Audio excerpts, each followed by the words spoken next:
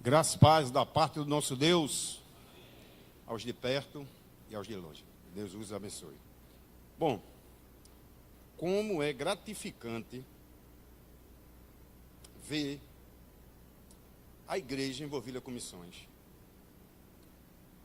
Como é gratificante ver a diretoria dessa igreja, na pessoa do pastor presidente, pastor Moisés Batista, abrir um espaço na sua agenda de aniversário do ano, e colocar o mês de setembro como mês de missões.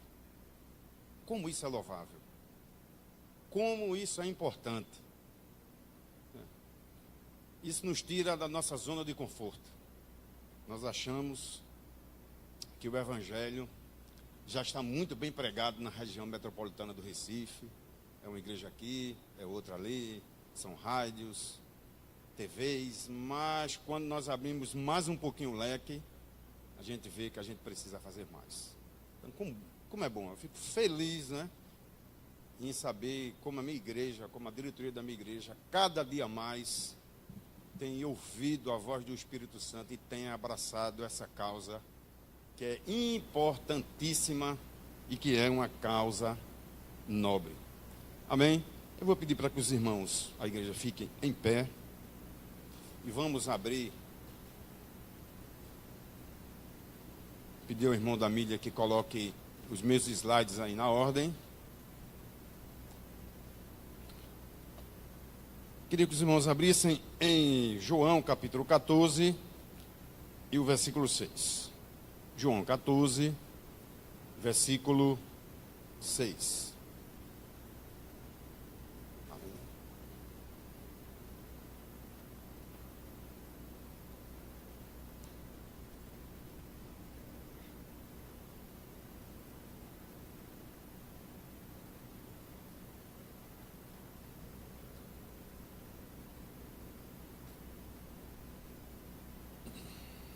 Disse-lhe Jesus: eu sou o caminho e a verdade e a vida.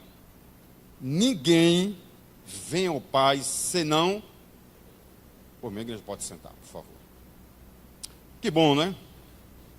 Que bom. Lá em João 3,16, o tema central daquele versículo é amor, né? Porque Deus amou o mundo. Está muito bem claro na mente da gente e no nosso coração. Em João 14,6, que é um versículo isolado dentro do seu contexto, é um versículo de inclusão e exclusividade. Nesse versículo, com esses três substantivos, caminho, verdade e vida, Jesus está dizendo aos seus apóstolos e seus discípulos, há 2000 anos atrás, que há uma exclusividade e, ao mesmo tempo, há uma inclusão.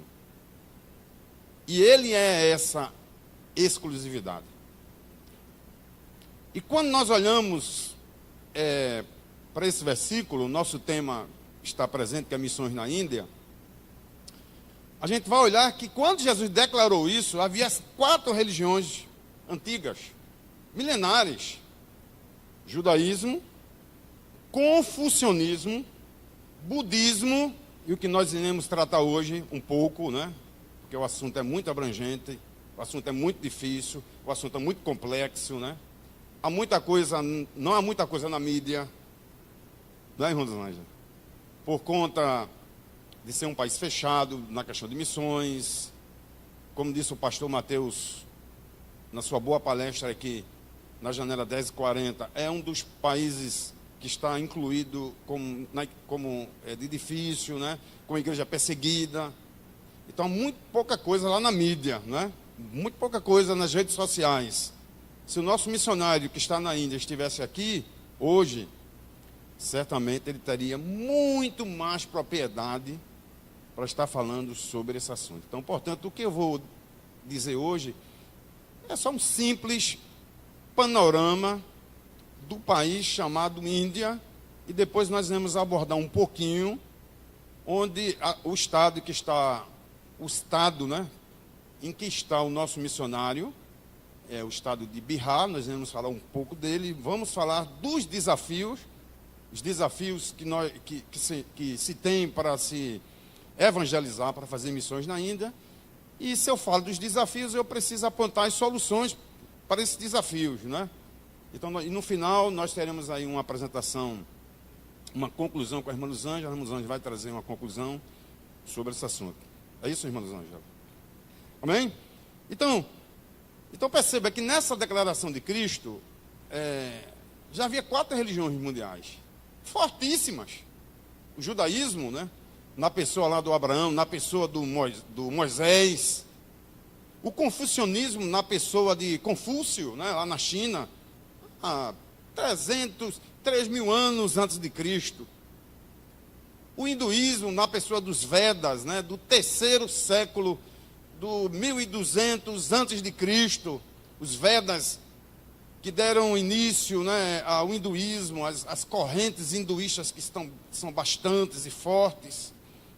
E o budismo, né, na figura do príncipe Siddhartha Gautama, lá da Birmânia, né, no 5º século, lá, 4º século antes de Cristo, onde ele sai do seu palácio, onde ele tem contato com o seu povo e vê aquele povo sofrendo, com dificuldades, e depois da sua peregrinação. Isso tem tudo a ver com Bihar, né, irmã Luzângela? A gente vai chegar lá. Com Bihar, né? A cidade que nosso missionário está, o estado que nosso missionário está. Então, todas essas religiões, mas Jesus disse aos seus discípulos que ele era o caminho que leva à verdade e a verdade que leva à vida. Ninguém vem ao Pai a não ser por mim. Exclusividade. Não há um outro nome que podemos ser salvo a não ser o nosso Senhor Jesus Cristo.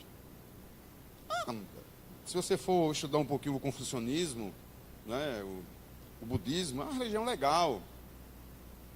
E todas elas, que se vocês prestarem atenção, é uma tentativa do homem, ou dos homens, ou dos sábios, de se aproximarem de Deus, diferentemente do cristianismo.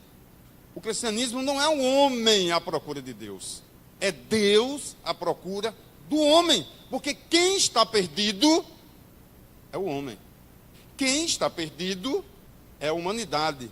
E o Deus Emanuel tornou-se carne e veio ao nosso encontro.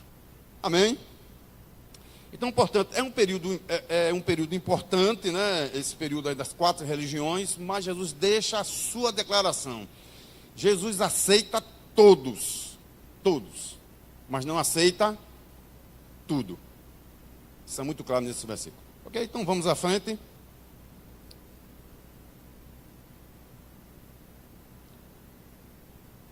Você pode passar o segundo slide, eu acho que aqui não está. Opa, muito obrigado.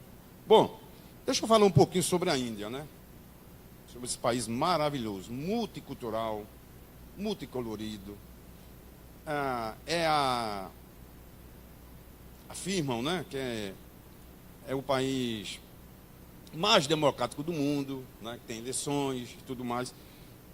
A Índia tem 28 estados, tem 7 territórios, é a 6ª economia do mundo, é banhado pelo Mar da Arábia e pelo Mar Índico, faz fronteira com 6 nações, entre elas Paquistão, China e Nepal.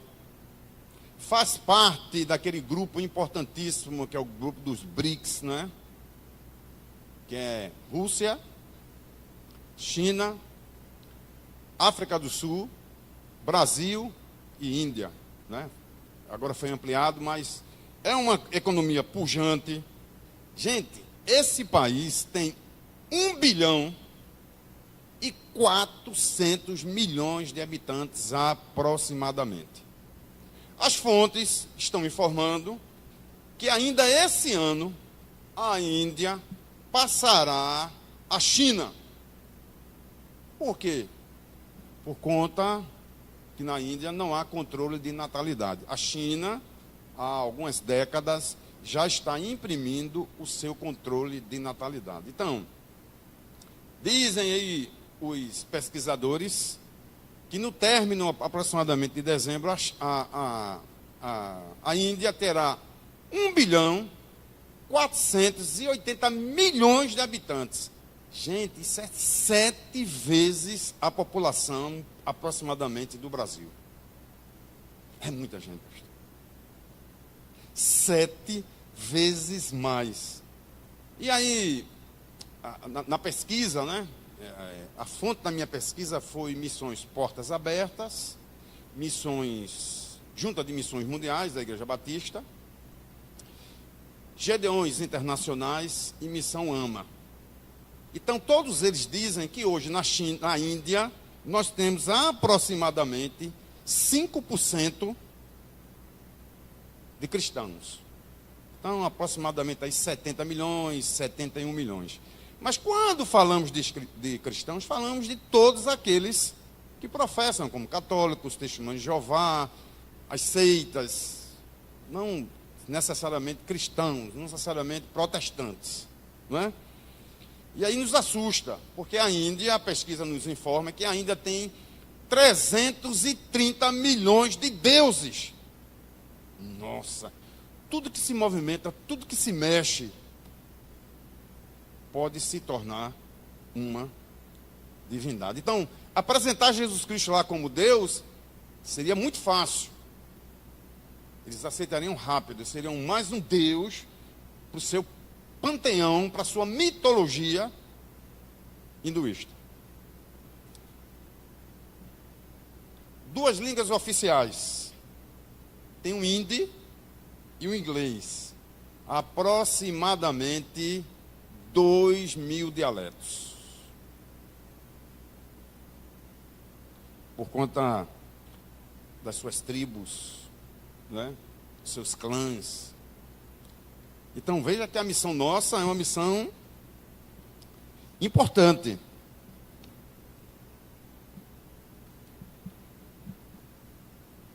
Essa outra figura aqui.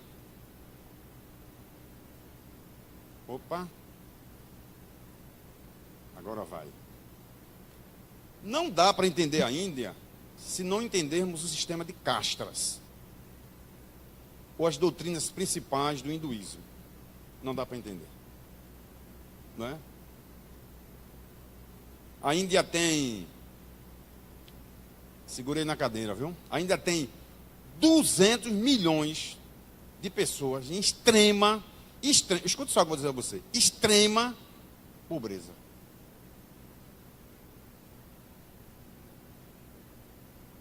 Desafio, não? Famílias, milhões de famílias que moram nas ruas, nas favelas, sem esgoto, sem saneamento, sem água, e felizes. Não reclamam, não murmuram, não fazem passeatas, não vão à porta dos governadores, nem das províncias, porque isso tem tudo a ver com o sistema de castras. E aí, quando olhamos o sistema de castras, né, na parte de cima, você vai perceber que aí está a elite, né? Os brahmas. Quem são eles? São os sacerdotes, os intelectuais, os sábios, os escritores. Estão lá em cima. Na estratificação social, na pirâmide, eles são aqueles que estão acima. Segundo, tem as kshatriyas. São os guerreiros, são os políticos. Lembra da filha de Mahatma Gandhi, Indira Gandhi? Não é? Foi primeira-ministra por longo tempo, né? Essa figura era dessa castra, não é? E os militares de alta patente. Não se misturam, viu? Alta patente. E o judiciário do país. Na terceira, vai o vaizias, né? Que são os comerciantes, empresários, fazendeiros, artistas, etc. artesãos. Na quarta, tem a pária, que é a grande parte da população, que é os pobres. Os pobres estão nas ruas. E por último, os Dalits, que são os excluídos dos excluídos. Por quê? Porque são expulsos dos seus clãs. E por que são expulsos? Porque muitas vezes porque se converteram a outra religião, porque se converteram ao cristianismo, porque não seguem certa regra dos clãs. Então estes são expulsos e excluídos, são os piores.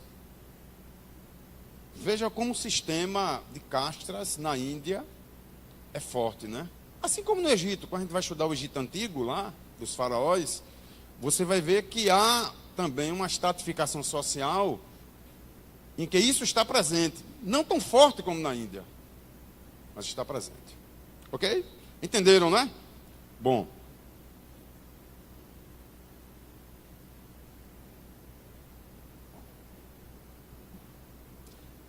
E aí a pergunta: Pedro, o que alimenta isso? O que alimenta essa estratificação social, ou essa pirâmide, ou essas castras? O que alimenta é a religião. A religião. A religião é ensinada nas escolas, às crianças. E aí está o Deus principal, né? Do hinduísmo. Há muitos deuses, né? Eu fiz só, mas trouxe só os principais. Está aí o Brahma. Isso aí é uma figura, mas tem estátuas dele, né? Na Índia, nos estados. E ele é o Deus criador. Olha como o missionário precisa se preparar para estar na Índia, né? Ele é o criador e sustentador de tudo. É o Deus soberano. É o Deus que dá início a outros deuses. E aí vem os 5 principais ensinos do hindu. O primeiro é a lei de identificação. Todo hindu é um Atman. O que é um Atman? É a alma. É uma partícula. Isso é muito complicado, né? É uma partícula que saiu do Deus Brahma. Portanto, ele pertence ao Deus Brahma. É uma identificação, é o Atma de Brahma, é a alma de Brahma. Que através da iluminação, ele pode retornar para o seu Criador. Isso é muito difundido nos Estados. A segunda, o karma. O karma. E o que é o karma? O karma é a retribuição do destino. É a lei de causa e efeito, que se relaciona com as intenções, boas ou ruins. Vocês já viram as pessoas dizer assim: esse é meu karma? Já viram? Quer dizer, eu preciso passar por isso. Bom ou ruim. Eu nasci nessa castra, uma pária, e preciso cumprir o meu karma. É uma sujeição à existência humana. A pessoa está sujeita àquela existência. Se nasceu pobre, precisa continuar daquela maneira. Se nasceu, enfim, com alguma deficiência, precisa continuar daquela maneira. Porque é o karma que ele recebeu.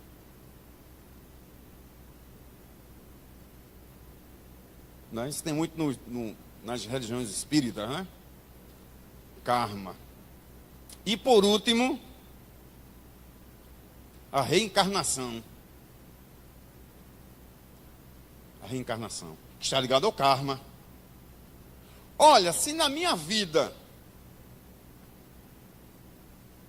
eu fiz boas ações, eu fui sujeito, nasci pobre, mas há uma possibilidade enorme na reencarnação, na minha próxima vida, eu vim melhor. E quem sabe vim em outra castra? Ou quem sabe voltar para Brahma, o Atman, a vida, a alma, voltar para Brahma.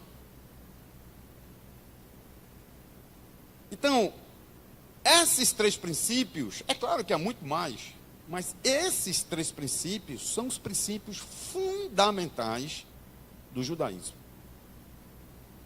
A identificação com Atman, a identificação com Brahma, o karma, você precisa passar por isso. Por isso que nós não reclamam. Por isso que 200 milhões de hindus na extrema pobreza estão felizes.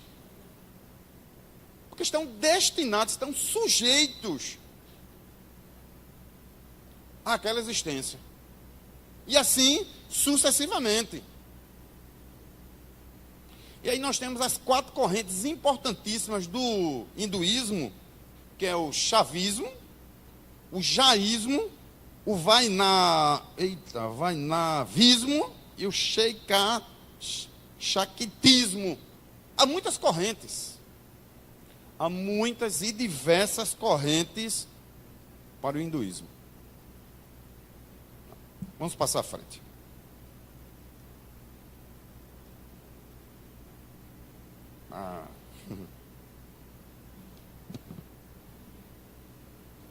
Também alimenta o sistema de caixa. É o Deus Shiva. Não é uma mulher, é um homem. É o Deus Shiva. Olha, deixa eu mostrar uma coisa a vocês aqui. Perceberam aqui? O tridente? Perceberam aqui a cobra que está entre ela? Todo um misticismo.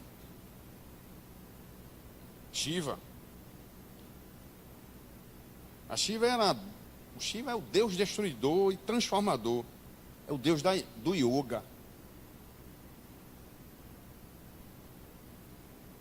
Ele parece muito com Baal. É o Deus da fertilidade, do tempo, Deus da chuva.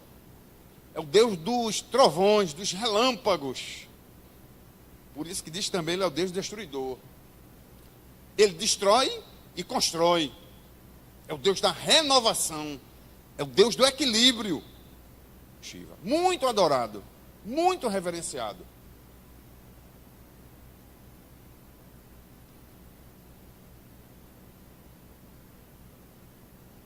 E por último, o Vishnu. Esse é o protetor do universo. Ele traz equilíbrio entre as forças do mal para trazer ordem ao caos.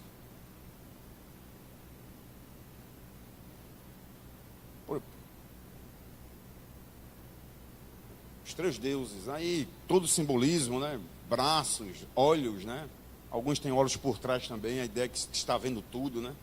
Tudo se vê e se movimenta, enfim. Portanto, eu apresentei você agora, eu apresentei à igreja agora 3 deuses, né, hindus. O primeiro, Brahma, o segundo, Shiva, o terceiro, Vishnu. Portanto, essa é a trindade hinduísta, chamada de Trimurti. Olha como é fácil falar sobre trindade lá, pastor. Essa é a trindade, essa é as principais divindades hindus. E aí com seus subdeuses, né, na mitologia. Porque é lá que nosso missionário está.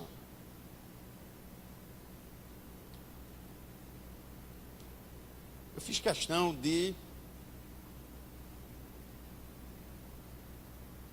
trazer essa deusa aí. Deusa Ganga.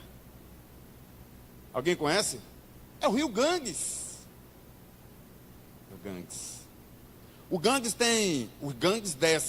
nasce lá nas montanhas do Himalaia, perto de Bihar, irmão dos Anjos, estado de Bihar, Nepal, e atravessa a Índia, passa por a capital, Delhi, atravessa toda a Índia, tem 2.500 quilômetros de extensão.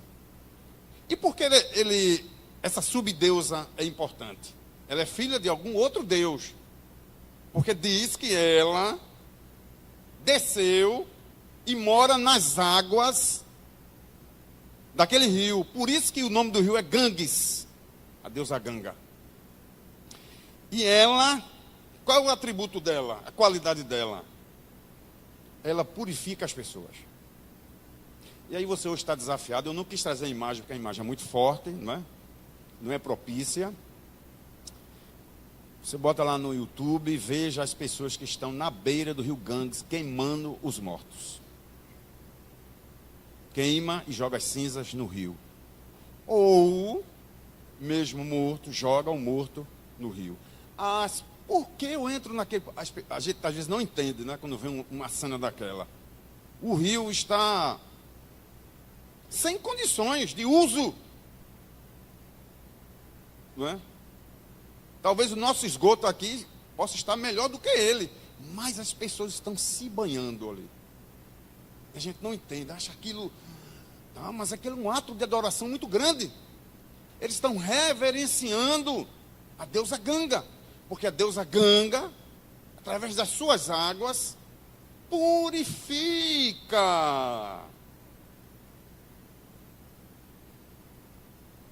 Inclusive os mortos. Por isso que os mortos são jogados no rio. Por isso que os mortos são queimados. A cena é muito forte. Aí em casa vocês dêem uma olhadinha lá. A parte deles, é claro que a parte do rio Ganges, que é limpo, né? Desce lá do Himalaia, de gelo, né? Maravilha. Mas há lugares onde ele passa que os santuários, muitos, centenas e centenas de santuários, estão às suas margens. E aí se faz todo tipo ali de sacrifício. Desde cremação, né, até jogar o corpo. Porque a ideia... Olha lá um tal nosso missionário. Olha que cultura, olha que cosmovisão totalmente diferente da nossa. Olha como nós precisamos entender e orar por esse povo.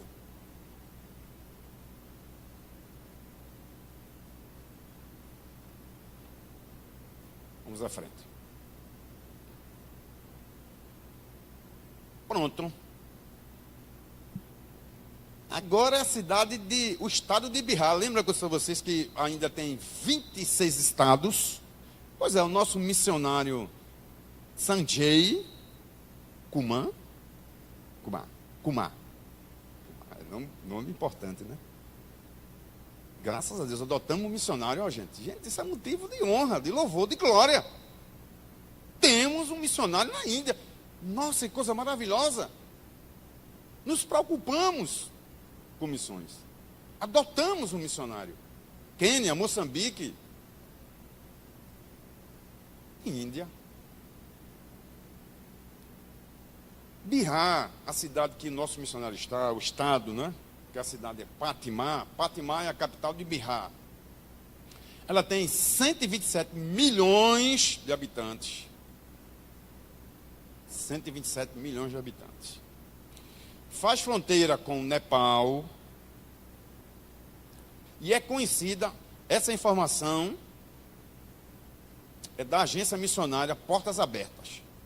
E essa cidade, ou esse estado, ele é conhecido como cemitério de missões. Forte isso, não é? Mas por quê? Porque ali é um grande desafio espiritual e social. Lembra do budismo que eu falei? Lembra disso? Pois é nesse estado que o budismo nasce. O budismo no estado de Bihar ele é fortíssimo.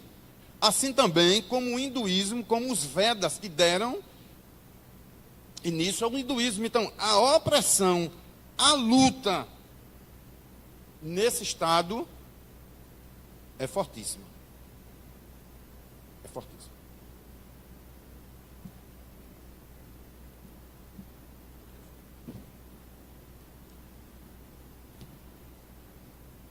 Deixa eu mostrar outra coisa a vocês, tá? Outra coisa forte. Agora, é claro que eu trouxe uma imagem amena, né? Não é a nossa cosmovisão. A gente vai dizer assim, isso é uma loucura. Você sabe o que é isso aí? Isso é um casamento de um hindu com uma cadela, um caramelo.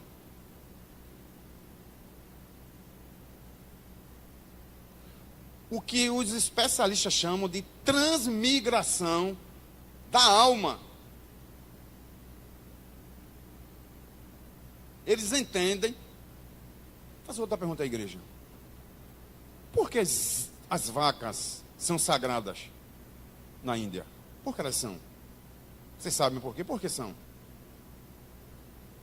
Por que não se matam os animais na Índia? Grande parte deles. Grande parte dos animais não se matam. Por quê? Transmigração da alma. Porque a alma da minha mãe, do meu pai, do meu tio, do meu irmão pode estar exatamente naquele animal.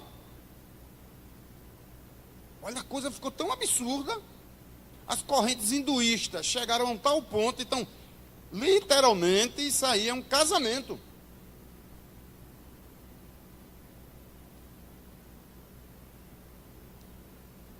E vai ser seguido o ritual do casamento, de núpcias.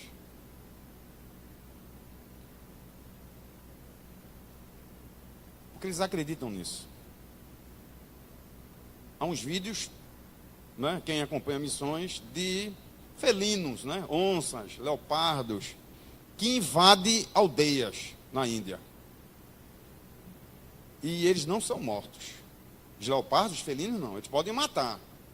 Porque pode ser a mãe de alguém ali, a mãe, o tio, então eles não matam.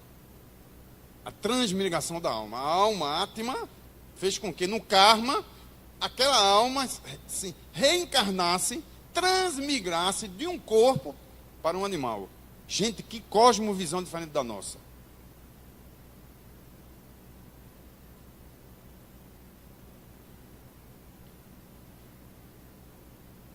Vou mostrar outro absurdo, mas eu preciso mostrar. Quem está indo embora. Ah, isso aí você já conhece. Os ratos são adorados na Índia.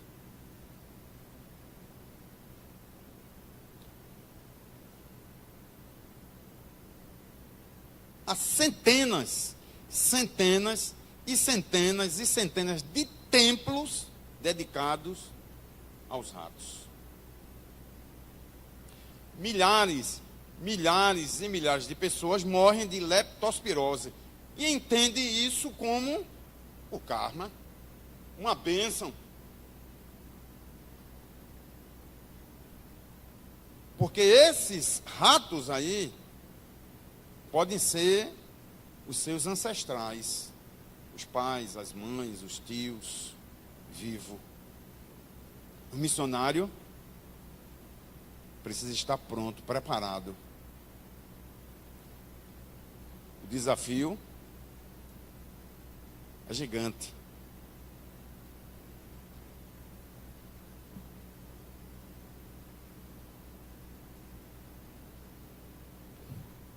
Desafios missionários na Índia são muitos. Eu coloquei aqui alguns só para que a gente possa meditar e orar, né? Esse é o nosso propósito. Primeiro, está lá em portas abertas. O nacionalismo religioso. A gente estava conversando nisso, eu e o irmão Los Angeles ali fora. Eles são muito nacionalistas. Estrangeiros, entre nós, pregando um outro Deus. Eles amam o hinduísmo, eles amam a sua religião. É ensinado em todos os lugares. Segundo, a paranoia ditatorial dos estados. Há 9 estados, escute bem, há 9 estados que há lei de repressão para aqueles que se convertem a outra religião. A opressão do clã. Se converteu, faz parte de uma caixa daquela, se converteu ao cristianismo. Há uma opressão muito grande. Muitas vezes é expulso, é abandonado. A hostilidade etno-religiosa. 25% da população é analfabeta. Como é que a gente vai fazer tradução de Bíblia? Olha o desafio do missionário. O missionário chega em uma tribo, ou em um clã, todo aquele clã, 2.000, 3.000, 4.000 pessoas, são analfabetos. Só pela tradição oral, só pelo ouvir. 25%. Como eu falei no início, quase 2.000 dialetos. Fora isso a língua. Somente 85 traduções. 85 traduções. Bom, vamos lá. Quais as soluções? Até agora eu só falei de dificuldade. Até agora eu falei do panteão de deuses, da mitologia, né? Está enraigada desde o nascimento, a criança aprende aquilo. Os hindus, é muito fácil apresentar Jesus Cristo como sendo lá Deus. Eles vão assimilar rápido. É muito fácil você dizer para um hindu que Jesus é a vida eterna. Porque eles vão dizer, é feito Brahma. Brahma me deu a vida eterna. Eu sou o Atma de Brahma.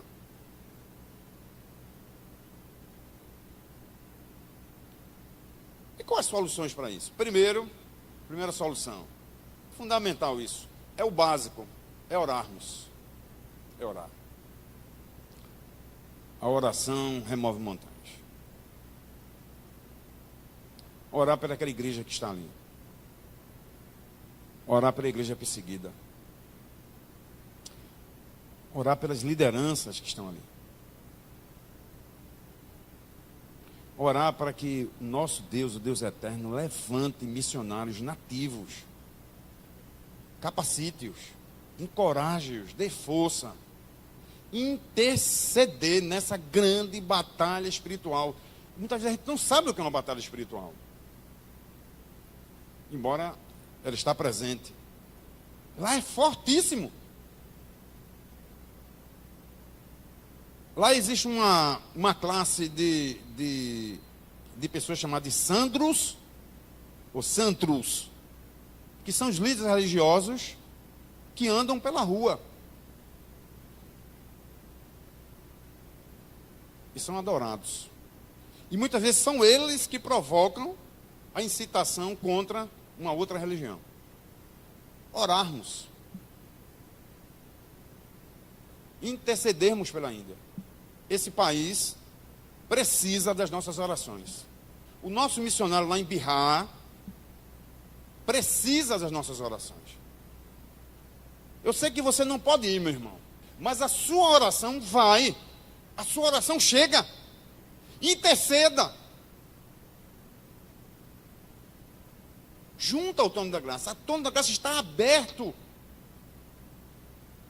Deus disse que a colheita, a plantação está madura, mas falta os colhedores, os semeadores. Precisamos orar, interceder por esse país. A gente precisa, às vezes, sair da nossa bolha. Achamos que estamos tudo bem, que o evangelismo aqui é legal. É legal, e a gente precisa continuar evangelizando, porque uma geração vem, outra vai, e a gente não pode descuidar nisso. Foi isso que aconteceu com a Europa. A Europa agora precisa ser evangelizada. Descuidou, achou que estava tudo certo, tudo bem. E uma outra geração que chegou. Enfim. Precisamos interceder pela igreja que está ali, pelos missionários que estão ali. Olha, existem muitos trabalhos missionários ali que precisam de ajuda. Portas abertas, ajuda de missões mundiais. Olhem para os missionários. Muitos missionários ingleses, americanos, junta de missões, sociedade bíblica. Mas eles precisam da nossa oração. Nós precisamos interceder. Lembra, a igreja é um reino sacerdotal. E para que serve um sacerdote? Uma das suas qualidades é interceder. Precisamos esquecer de nós mesmos em alguns momentos e lembrar dos outros, deles. Eles precisam. Segundo, preparo bíblico para os missionários. Estava conversando com a irmã Luzângela, exatamente isso. Os missionários, as agências missionárias, todas elas, são unânimes em dizer que precisam preparar o nativo que está lá. Porque o nativo, ele tem a cosmovisão, o nativo, ele tem dialetos, ele conhece a língua. O nativo, ele conhece, ele nasceu naquela cultura. Mas para isso, é preciso prepará-lo. É preciso que ele tenha um bom preparo bíblico, um bom preparo teológico, pastor Moisés. Para que o nosso Jesus Cristo não seja confundido com os demais deuses. Lembra que eu falei, João 14,6? Exclusividade e inclusão. Ele é exclusivo. Ele e somente nele temos a salvação. E por último,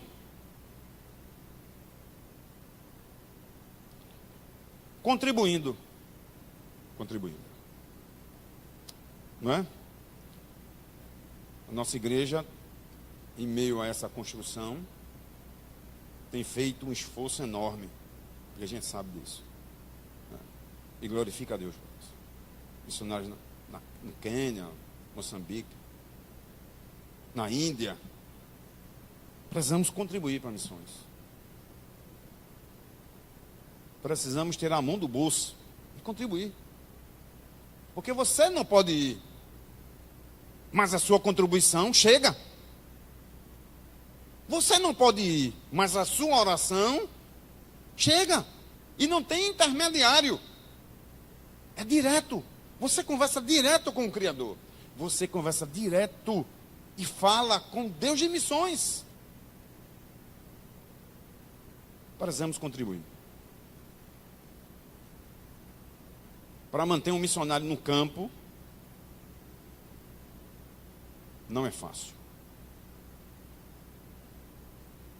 Você sabe quanto custa uma passagem de avião daqui para a Índia? Não, né? Eu também não sei.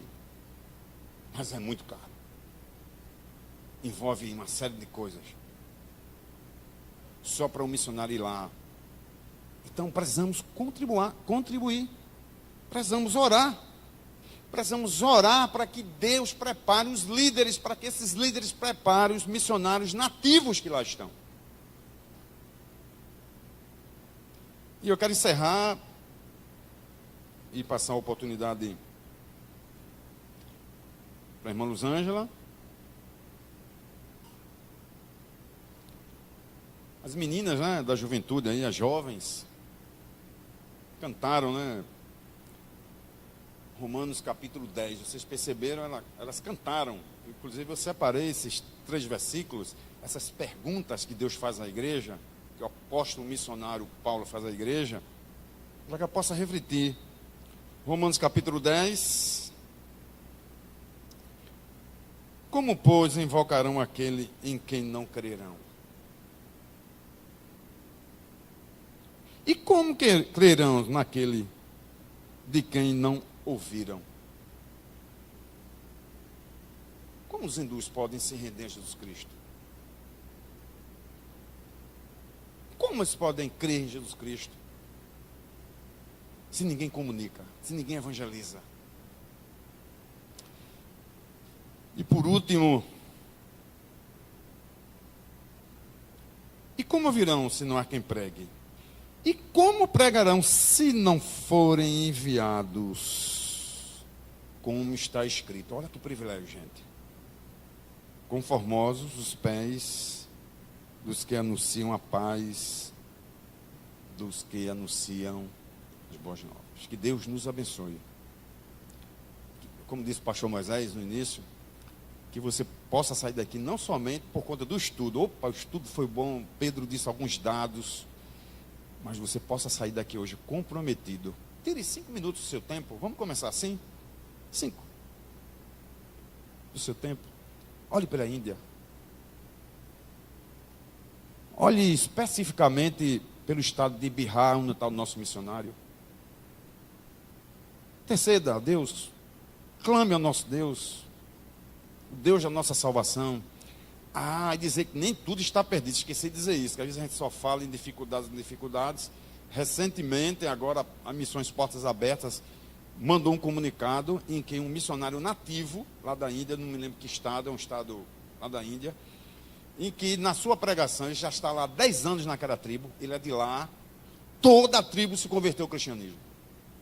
Toda aquela tribo se converteu, e era uma tribo que perseguia os cristãos. Toda aquela tribo se converteu, inclusive o cacique lá, o líder, xamã, que estava lá, se converteu.